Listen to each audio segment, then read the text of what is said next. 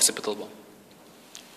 Condylar process, condylar canal, condylar fossa, foramen magnum, external occipital crest. Underneath the condylar process, we have the hypoglossal canal.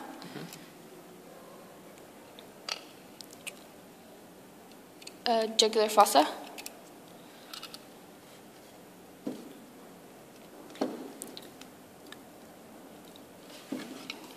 Inferior neutral line,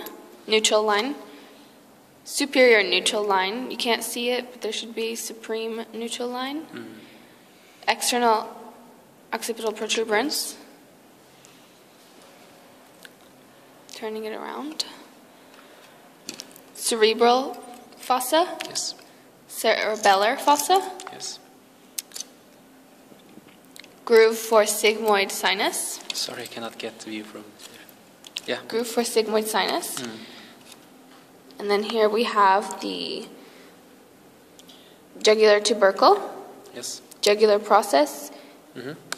Intrajugular process. Jugular notch. Sorry, can you do jugular notch again? This edge and the upper edge, just like an M. Yes. These sinuses. Okay. Groove for superior sagittal sinus. Groove for transverse sinus. This whole cross here is the cruciform eminence. In the middle we have the internal occipital protuberance. Below we have groove for occipital sinus. And below that, internal occipital crest. I believe that's it.